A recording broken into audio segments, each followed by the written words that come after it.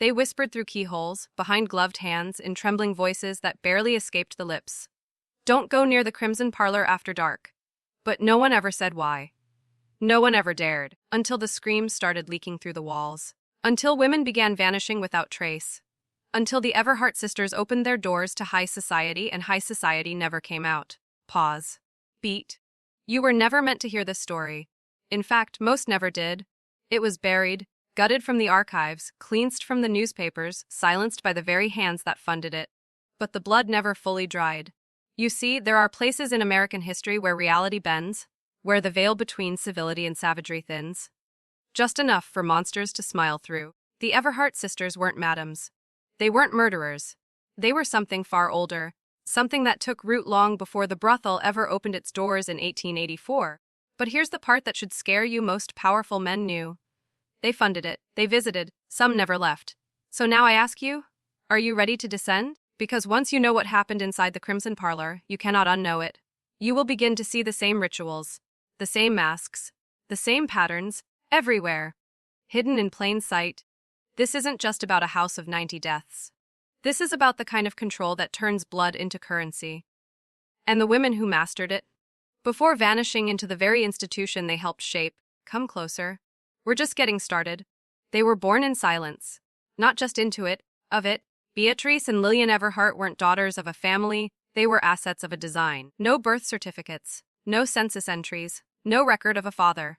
Their mother, Margaret Everhart, was found institutionalized at 23, her tongue mutilated and sewn to the roof of her mouth. The doctors called it self-inflicted madness. But survivors from the asylum remember different. They spoke of rituals, of men in black suits who visited her every month, of a carved crimson circle painted beneath her bed in something no one would identify. And Margaret, she never screamed, not once. She only stared at the window, waiting. When she vanished from her locked cell in 1874, 2 little girls appeared in her former room. No one asked how. No one wrote it down. But the staff, the ones who lived long enough, said those girls never cried, never played, never spoke. They just watched. By 1880 they were gone. A fire erased the asylum's eastern wing, and the Everhart girls disappeared into the smoke. But 5 years later, in the heart of Massachusetts, a brothel opened unlike any other. Not the kind built from desperation. This one was handcrafted, crimson velvet walls, imported lace, rooms designed with perfect acoustics to muffle the screams. Only the elite were invited, and always by word of mouth. No signs, no prices. No one left without paying far more than coin. The house was known by whispers the Crimson Parlor. And its hostesses, Beatrice, with her ice, glass eyes and voice that made generals confess their sins. Lillian, with hands so delicate they could remove a man's soul with a single stroke of piano keys. But here's the truth no one will print. The Crimson Parlor wasn't built to entertain. It was built to feed, not on flesh, on secrets. And that's why the most powerful men in New England came back again and again. They didn't fear death. They feared exposure. What Beatrice and Lillian did to them in those rooms broke kingdoms. And yet, it was just the beginning. There's a book, bound in scarlet leather, trimmed with gold dust and dried roses, locked with a class so old it predates the Civil War. They called it the Crimson Ledger. Inside 90 names, not of the dead, but of the invited, the initiated. Men who sat in Parliament, men who presided over trials, men who built railroads across stolen land. They came to the Everhart sisters willingly, eagerly. But the ledger wasn't just a guest book. It was a contract, each name written in the sisters' hand, followed by something else. A mark, a phrase, a debt. Some carried astrological glyphs, others biblical codes, still others a series of vertical strokes. Tallies, perhaps? Or body counts? Whatever they meant, one thing became clear: the deeper your power, the darker your entry. You don't find your way into a place like the Crimson Parlor by accident. You're summoned, lured, tested. And once you pass through its velvet-draped threshold, something ancient wraps around your soul. Not like a rope, like a contract. Men came in with crowns of ego and left stripped bare, some weeping, some laughing, some missing. But all of them left something behind. A truth, a weakness, a confession. And that was the game the sisters played. They weren't interested in seduction. They were interested in leverage. And if you're paying attention, you'll see the same playbook in use today. Politicians kneeling in private chambers, billionaires blackmailed by accidents, celebrities whispering apologies for sins no one remembers them committing. It all started somewhere, and in one forgotten corner of New England, 2 orphaned sisters built a prototype for modern control systems. A house wrapped in lace, but forged in chains. Not physical chains, nah, but chains of secrecy. Chains of shame. That ledger. It vanished in 1904 when the house was shut down by federal agents. But fragments of it reappeared during the McCarthy trials, hidden in sealed CIA archives. And 3 names from that original ledger went on to co-author a classified project known as MK Providence, an early behavioral control initiative. Coincidence? You already know better. What lived in the Crimson Parlor didn't die with the sisters. It evolved. There's a reason the bodies were never found. 90 confirmed disappearances. 90 women entered the Crimson Parlor seeking work, shelter, or salvation. None exited. No graves, no arrests, no trials. Just a silence that thickened with each passing year, like a house swallowing its history. And here's the part that makes men flinch: the authorities knew. Local police received 32 official complaints. Mothers crying at the station, lovers pounding on doors, parish priests breaking the seal of confession to speak the unspeakable. But every file vanished within days. Judges denied warrants. Sheriffs were transferred. And when one junior detective dared to press forward in 1891, his throat was found slit ear to ear, with not a drop of blood on the floor. The message was clear: silence was safer. You must understand, the Everhart sisters weren't criminals. They were curators. The disappearances weren't about lust, or rage, or even money. They were rituals, precise, cyclical, aligned with lunar phases, solstices, bloodlines, each girl chosen, each name written in the margins of that scarlet ledger, and each sacrifice served a purpose, not to appease but to unlock. Unlock what, you ask? Influence, vision, access to knowledge so old, it predates organized religion. The Crimson Parlor was a node, a convergence point between desire and dominion, between what men feared and what women, like the Everharts, understood. Because let's speak plainly now, these sisters weren't working alone. There were others, quiet ones, hidden ones, behind the curtains, below the stairs, watching, recording, smiling. The women who vanished? They weren't just offerings. Some were witnesses. Others were chosen for something far more terrifying than death. Some say the sisters kept them beneath the floorboards. Some say the house itself breathed them in. And when federal agents finally raided the property in 1904, triggered not by conscience, but by the disappearance of a U.S. senator's son, the basement was sealed shut with melted iron, and the lead agent died of a brain aneurysm 3 days later. The files? Sealed? Names redacted? Case closed. But survivors? They still whisper. They say if you listen closely, you can still hear knocking beneath the floorboards of that ruined house on Everhart Hill. Knocking or calling? Let me ask you something. Why would 2 women, untraceable, unprotected, and surrounded by the most dangerous men in America, be allowed to operate untouched for nearly 2 decades? It wasn't fear. It was utility. The Everhart sisters offered something no government agency, no church, no secret society could manufacture on its own: absolute compliance through pleasure. They understood something primitive, something primal, that once you could break a man's guilt barrier, you could implant anything in the soft soil that remained. Suggestions, commands, beliefs. And this wasn't theory. It was practice. The Crimson Parlor didn't just manipulate the flesh, it reprogrammed the mind. From the moment a guest stepped through the velvet, curtained door, he was in their domain. A place designed not for seduction, but for ritualized submission. The lighting, the scent, the architecture. Each room was calibrated to disorient and disarm. Mirrors distorted reflection. Music played at frequencies known to loosen inhibitions. And those long silences before a command. Psychological conditioning at its finest. What began as pleasure ended in compliance. But here's where the nightmare flowers bloom. Some of the most powerful policies in American history, military drafts, eugenics programs, banking reforms, were traced back to late-night meetings held in that house. Signed not in ink, but in devotion. A kind of cult, yes, but not one that worshipped a god. They worshipped control. And the Everharts, they weren't the source. They were vessels. Historical cross references place them in proximity with several esoteric societies, the Order of Nine, the Providence Table, and the Lucian Circle, organizations that officially never existed, yet whose symbols appear again and again in the margins of old Masonic texts and federal planning documents. Still think this was just a brothel. Then explain the 24 photographs found in 1932, locked in a senator's private vault. Images of women levitating, of children with mirrored eyes, of men kneeling in ash rings, whispering Latin that never translated. This was no scandal. This was architecture. A hidden wing of American infrastructure, built not from stone and steel, but from shame, addiction, and whispered obedience. And if the Everhart sisters were the architects, then we are still living in their cathedral. The house was not built to stand. It was built to channel. You see, when you understand the true history of architecture, you realize that buildings, especially ones funded by old money and older intentions, are never just structures. They are instruments, resonators, geometric conductors for something deeper. And the Crimson Parlor was one of the first such structures ever erected on American soil with precision esoteric alignment. It faced true east. The foundation was laid on the lunar eclipse of February 1884. Beneath the floorboards, copper coils were woven with bone, yes, bone, in spirals designed to direct energy flow. Not electricity, not magnetism, something older. Each of the 9 bedrooms was carved into the golden ratio, with measurements corresponding to musical frequencies tied to altered consciousness. The grand mirror at the staircase landing wasn't decorative. It was a portal. Not one that opened outward, but one that pulled inward. Reflection, inversion, control. Those who walked into that house were entering a machine. And the Everharts? They didn't just host. They conducted. Think of them as operators, tuning men's minds like instruments, using pain and pleasure not as opposites but as alternating currents.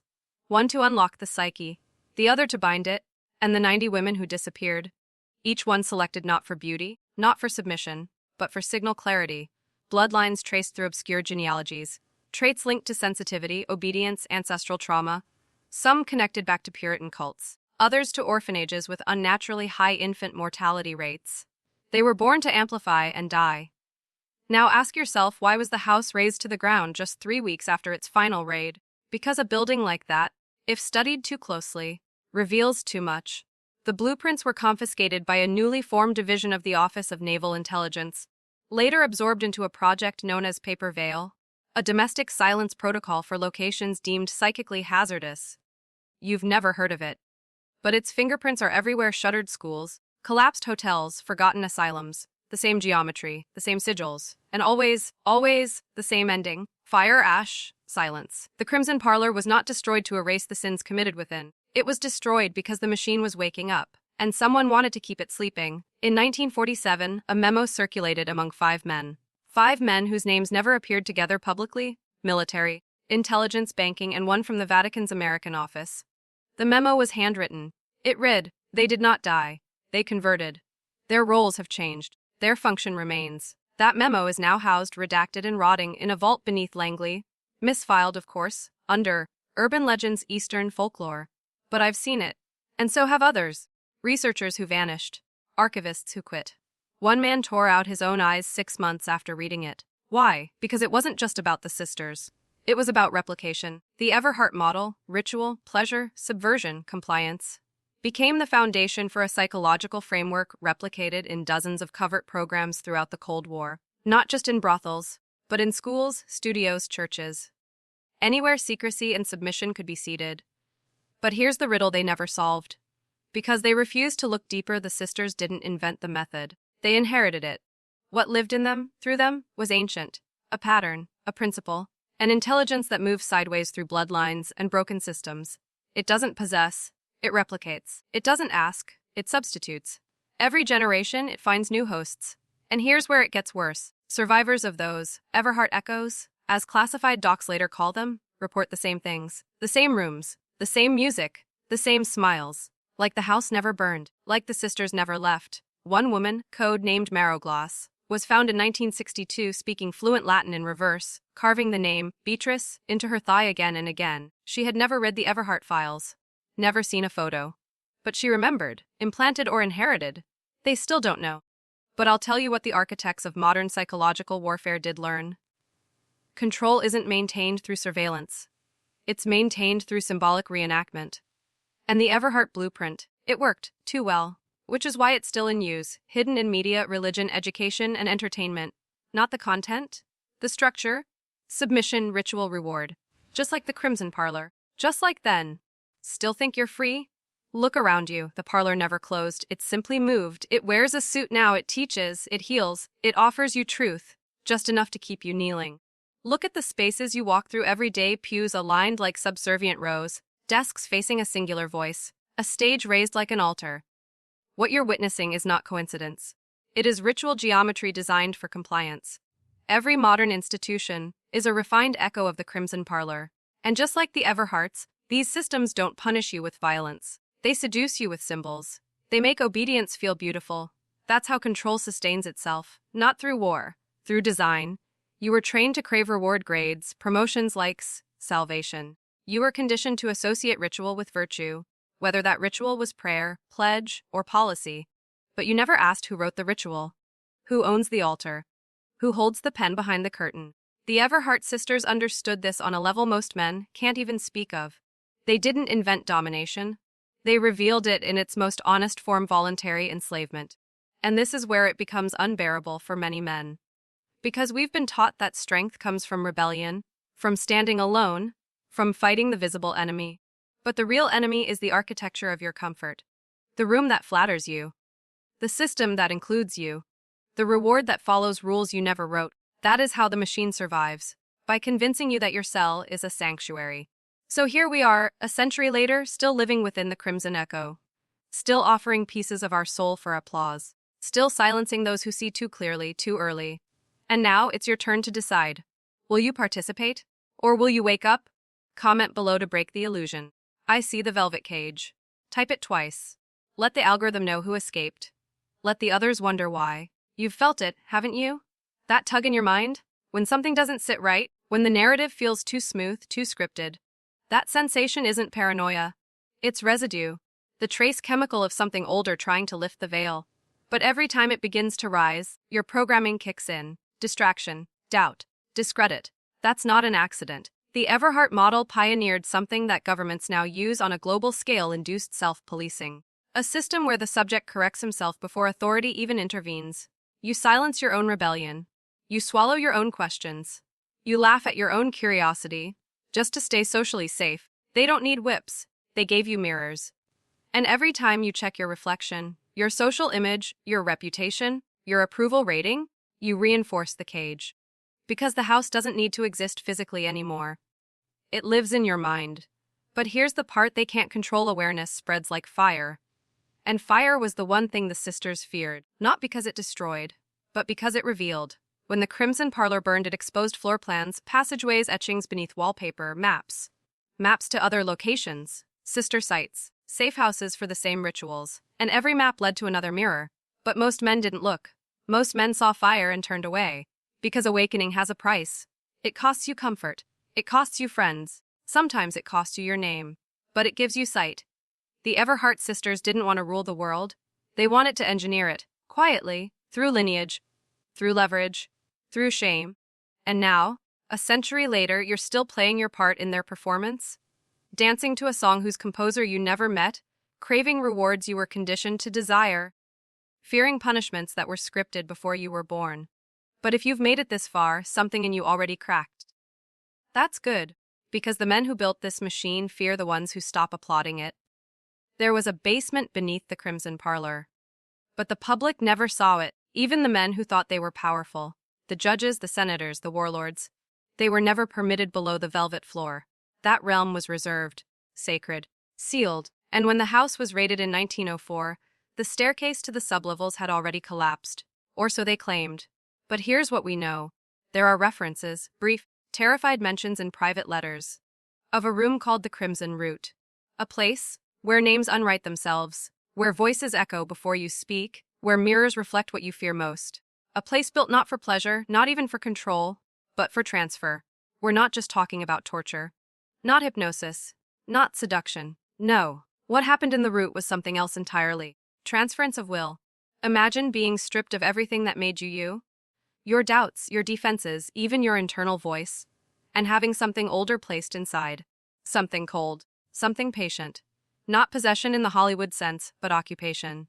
A ghost with laws. The Everhart sisters didn't perform this act. They facilitated it. They were vessels, yes, but also priests. The root was their altar. The women who disappeared weren't killed, not in the way you imagine. They were used, emptied, rewritten, and many returned. But not as themselves. You've seen them, perhaps without knowing. The woman who never blinks. The child who speaks in phrases far beyond their years. The nurse whose touch makes your heart race. Then stop. These aren't accidents. They're echoes. Programs born in that basement. Programs that run without wires, without tech. They're biological installations. Living software, passed down through ritual and lineage, activated through trauma, loyalty, or command. Ask yourself, why have there been so many unexplained behavioral anomalies in elite institutions? Sudden reversals, blank stares, meltdowns, disappearances, mass delusions. Because once the root was opened, it never truly closed. And the ritual of substitution hasn't ended. It's only spread. They buried it beneath floorboards.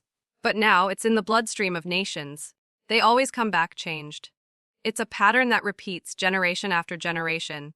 The boy found in the woods after 12 days unharmed, but with no memory of his name. The young woman who vanished on her way to choir practice and returned speaking fluent Sumerian. The political intern who walked into a secure room smiling and walked out minutes later, silent, sterile, and blind. They say trauma can fracture the mind. But what if trauma is the key? The Everhart doctrine was clear, written not in books, but in bloodline transmissions. Notes passed orally through midwives, traveling instructors, and mothers who never looked their daughters in the eye. The ritual of transference wasn't about capturing minds. It was about breaking vessels so something else could pour in. You were never meant to know this, but I'll show you anyway. In 1967, Project Veermalayam was launched as a psychiatric research initiative in rural Vermont. The files have since been buried under so many layers of misdirection that most intelligence operatives don't even believe it existed. But it did. 12 subjects, 11 female, all orphans, all from towns within 90 miles of the original Everhart estate ruins. They were tested for cognitive purity, whatever that means. 9 of them died during Phase 1. The other 3, well, one became a therapist who treated Supreme Court justices. Another vanished completely, her last known location traced to Vatican diplomatic housing. The third, she became a voice coach for top-level Pentagon officials, teaching them linguistic authority calibration. No one knew where she trained, but recordings of her sessions induced nausea in 71% of listeners. All 3 showed signs of transference residue, and what the internal documents call mirror facing. A phenomenon where the subject begins to anticipate their reflection, often seeing it move a split second before they do. Ask yourself this: why do mirrors feature so heavily in mythology, madness, and control? Because they were never just tools for vanity. They were gateways. The Everhart Sisters built their temple on this truth, not to reflect reality, but to replace it, and the ones who pass through, they don't come back alone. You've been taught to trust what you see, but vision is the first illusion, the most polished lie, because what the eye perceives is filtered through programming. And the Everhart Sisters understood something terrifying about sight, that it could be reversed. They weren't interested in watching you, they wanted you to watch yourself. Not out of vanity, out of voluntary containment. That's why every room in the Crimson Parlor had a mirror, not on the wall, but facing the bed, facing the chair, facing you. The men who entered that house weren't being seduced. They were being recorded, yes, but more than that, they were being conditioned. Mirrors became tools of obedience. The longer they watched themselves commit the unthinkable, the less they questioned who they were. Identity softened. Shame rewired. Control took root. This is what psychologists today refer to as reflexive programming, when the subject unconsciously polices his own behavior by imagining he's already being judged. The modern term: branding, influence marketing, social alignment, identity curation. But the sisters didn't need algorithms, they had ritual optics. One mirror in particular, found in the wreckage of the house and now locked in a Smithsonian subbasement, was unlike any other. Oval-shaped, black frame, glass infused with trace elements not found in North America.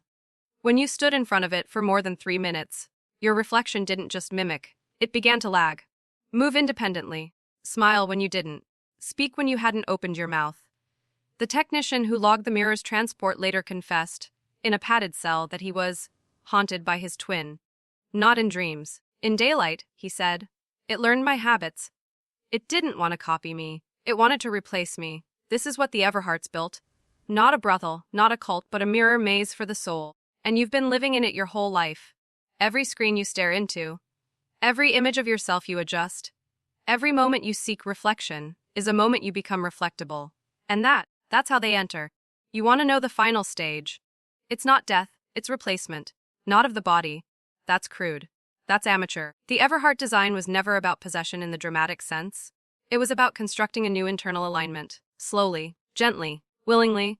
The subject keeps their memories, their voice, their face, but what drives them changes.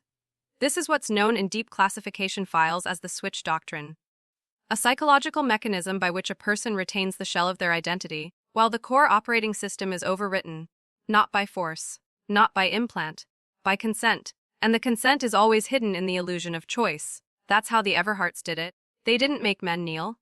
They made kneeling feel like power. A senator confesses under candlelight, convinced he's finally being understood. A tycoon gives away his fortune, thinking he's touched by revelation. A priest denounces his own gospel, smiling as if finally free. But each of them had one thing in common afterward. They forgot who they were. Only fragments remained. Smiles at the wrong time. Eyes unfocused when you asked about the past. Dreams they couldn't describe but always left them cold. The women who vanished. The ones never found. Some were returned. Not in body, in voice, in memories suddenly shared by strangers. In writings discovered decades later, matching handwriting from people they'd never met. In children who knew things, specific things, no child should know. This is transference through pattern. A ritual built not on candles or chants, but on rhythm, repetition, and architecture. And once the pattern is embedded, the vessel becomes programmable. And who creates those patterns now? Not Beatrice and Lillian, but the systems they left behind. Education systems that grade obedience, religions that weaponize shame, social apps that reward performance over substance. The parlor is global now, each man a room, each mirror an entry point. And if you've ever felt the hollowness creeping in, the sense that you're no longer steering the wheel of your own life, you're not crazy. You're waking up in a body that still looks like yours, but no longer belongs entirely to you. You feel it, don't you? That quiet war between who you are and what you perform. The voice in your head that asks, why did I say that? Why did I agree? Why can't I stop scrolling, smiling, surrendering? That's not distraction. That's drift. A term found in the hidden transcripts of the Providence Table. A covert 19th century society built to preserve the Everhart legacy. Drift is the moment your choices are no longer yours, but feel like they are. The moment you mistake submission for freedom. And once drift begins, you don't feel the takeover. You welcome it. Because the parlor's final weapon wasn't violence, or pleasure, or even memory. It was comfort. Make a man comfortable in his illusion, and he'll guard the walls of his prison with pride. He'll mock those who question. He'll crucify those who rebel. He'll volunteer to be the warden of his own replacement. That's the machine now. You live inside it. Every light that flatters you, every algorithm that predicts your pain and offers just enough sugar to keep you compliant. Every ritual dressed up as routine. The house didn't burn. It multiplied, it digitized, it optimized, it rebranded, and now you walk through its corridors every day. Office lobbies, shopping malls, YouTube feeds, therapy sessions. Each one built from the same ancient geometry: seduce, subdue, rewrite. But here's the pivot point. The one crack in the mirror they could never fully seal.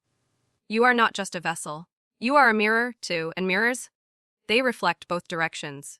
The moment you start seeing the patterns, truly seeing them, noticing the scripts, naming the rituals, feeling the chill in places designed to make you warm, something awakens. Not fear. Power. Not the kind they sell you. The kind they fear in you. Because awareness is the one virus their system can't contain. Once you stop obeying your programming, the spell begins to collapse. And the Everharts, they didn't expect you. They didn't expect someone would walk through the house, smile back at the mirror, and say, I remember who I was before this. They told you the throne was taken, that history was settled, that the world runs on systems too complex, too ancient, too sacred to be questioned. That men like you, the observant, the relentless, the untamed, are dangerous not because of what you do, but because of what you might undo. And they were right to fear you. Because this isn't just about the Everhart sisters. It's not just about their rituals, their house, or even the women who vanished within its velvet walls. It's about a pattern that repeats century after century. The sisters were merely one node, one expression of a far older current. A current that began with empires, priesthoods, bloodlines, systems built to domesticate powerful men, to sedate the masculine soul, not through chains, but through performance. To tell a lion that the jungle is a myth and that the circus is home. You know better now. You've felt the tension your whole life. Not the surface stress they feed you with deadlines and debts, but the deep ache. The knowledge that something primal in you has been caged. Every click you make, every product you choose, every reaction you filter to stay likable, those are not choices. Those are rehearsals. And the script? It was written in blood, by hands you'll never shake. You want out? You have to stop performing. You want freedom? You have to kill the version of you they created. Because the true house wasn't built in Boston or beneath a brothel. It was built in the hearts of men told to fear themselves. The Everhart Parlor didn't end with the fire. It was a prototype. A rehearsal for how to rewrite a man's instincts, how to take warriors and turn them into actors who don't know the play they're in. But here's what they never planned for. That one of you would wake up mid-performance. That someone would pause in the script, look around the theater, and ask, who built this stage? Why are we applauding? And that, brother, is when the fear shifts. Because when one man remembers, more follow. When one man stops clapping, the whole act starts to crumble. And when men stop performing, empires fall. There's a reason your memories don't always feel like yours. A reason you wake up some days disconnected. A stranger in your own story. They've been editing you. Not with scalpels or chips, but through ritualized forgetting. What do you think the algorithms are for? Why do you think the apps reward compliance? Why do you think history books skip centuries in silence? It's not incompetence, it's curation. They don't need to destroy your past, just dilute it. Feed you fragments. Redact the sacred. Glorify your trauma until you confuse pain with identity. It started with the Everhart Parlor. A controlled environment. Velvet, opium, music, warmth, the illusion of safety. That's how you make a man open his psyche. You disarm him with intimacy. You convince him his walls are cages, and then sell him freedom that smells like perfume and feels like silk. But once he relaxes, you insert the rewrite. Not all at once. That would trigger defense. No, this is layered transmutation. First, the language shifts. Then the posture. Then the dreams. Until one day he tells you a story about his past that never happened, and he believes it. Sound familiar? Think about your earliest memory. Now think about how much of it was told to you, not remembered. That's the fracture. That's where they hook in. The Everhart Sisters learned early on, if you can distort a man's relationship with time, you can own his future. So now look around. What do you see? Memes rewriting masculinity. Shows glamorizing the predator or the puppet, never the king. A society that celebrates obedient rebellion. Rage with no aim, courage with no cost, sexuality without soul. You are being scrambled. But here's the paradox. The one they fear most is the man who remembers himself. Who questions every origin. Who rewrites his own story, with intention. So if you're still watching, it means your programming is cracking. You're not just consuming anymore, you're awakening. And that makes you dangerous. Say it again in the comments twice to solidify it. Because this is the ritual they can't reverse. I remember I am. Say it again. I remember I am. Because the deeper we go from here, the less we come back the same. When men tell the story of the Everhart Sisters, they always ask the wrong question. Why did they kill? Wrong. The real question, the one no one dares whisper, is, who taught them? Because no empire births itself. No woman wakes up knowing how to ritualize pain into obedience, how to bleed power from the souls of others, how to construct a chamber of pleasure that feels like liberation, but functions like a labyrinth. No, someone showed them. And if you look close enough, you'll see the fingerprints. Every client record that mysteriously vanished, stored in Masonic vaults. Every blood ritual described by the sole surviving girl matches the exact structure of Babylonian enthronement rites. Even the crimson drapery, they weren't decoration. They were signals, markers, liturgical cues for visiting dignitaries who'd been trained to respond to specific colors, scents, postures. Because what happened in that house was bigger than pleasure, bigger than pain. It was a symphony of control, one built not for profit, but for preservation of a dying priesthood. You think the world is secular. You think your decisions are your own. Then why does every symbol on every dollar, every courthouse, every church resemble the glyphs carved into the parlor's altar? They didn't kill those 90 women for pleasure.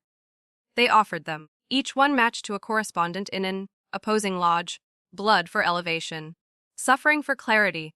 The Everharts weren't murderers. They were high priestesses of a disguised dominion. You live in its shadow. You feel it when your instincts are silenced by protocol, when your rage is anesthetized by entertainment, when your masculinity is framed as pathology. While the architects of that shame dine safely in guarded mansions built on rituals, just like the ones we're describing now.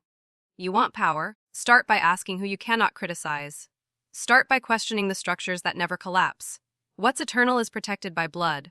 The Everhart legacy never ended. It simply changed wardrobe, and you're still being invited, every day. But this time, it's not velvet curtains and whispered names. It's screens, terms and conditions, consent boxes. You still think you're free? Let's go deeper. Let's make something clear. What you've just seen isn't a story. It's a reflection. The Everhart Sisters weren't outliers, they were manifestations. A physical embodiment of what this world truly runs on. Sacrifice disguised as sophistication. You were never supposed to find this room. Not this deep in the house. Not this far past the velvet lies and chandelier truths. But here you are. No exit signs, no applause track, no clean lesson. Only this. They built this system to harvest you. Not your labor, not your mind. Your consent. That quiet, daily surrender of your own divine fire. That moment you chose safety over sovereignty. That day you called the lie a comfort just to stop the shaking. You've felt it before, haven't you? In the boardroom that smelled too sterile. In the news that felt too rehearsed. In the sermon that made your soul shrink, not rise. In the woman who smiled too wide when you bent your spine to please her. Every time you obeyed, when something inside you howled, you stepped deeper into their parlor.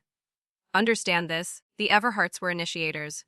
Their power wasn't in the blood they spilled. It was in the truth they taught their victims right before the end. That all of this, the politics, the media, the therapy, the branded masculinity, the sweet poison of performative freedom, it was a gilded ritual. A ceremony dressed in denim and hashtags. And now that you've seen the altar, you can't unsee it, so you have two options: close the door. Pretend this was just macabre entertainment. Nod along with the safe crowd and say, fascinating history. Or, you mark this night. You say aloud what most men fear. I was born into a ritual I didn't write. And you begin the slow, dangerous, beautiful work of becoming the man who escapes it. The parlor doesn't need to burn, it needs to be understood. Because once you understand it, you can reverse the ritual. You can reclaim the throne. But only if you're willing to walk through one final room. Ready? Behind the black door is not horror. It is inheritance. Not the kind written in wills or sealed with wax, but the kind carved into ritual, passed down through shadows, and protected by men who do not blink when power requires blood. You've heard their names. Some made textbooks. Others were erased completely, too dangerous to remember, too powerful to forget. They are not family trees. They are family roots, buried deep under every capital, every cathedral, every classroom. And the Everhart Sisters, they were just one small, visible rod on a much older root system. The black door is not where evil begins. It's where permission ends. Because once you step through it, you see how the world is actually managed. By ritual hierarchies. By symbolic violence hidden in plain sight. By contracts written in silence, sealed with compromise, executed with a smile. The most dangerous men in history weren't tyrants. They were architects. They designed systems where you would voluntarily trade your masculinity for compliance. Your instincts for credentials, your soul for a salary. But here's the truth. They only win if you stay asleep.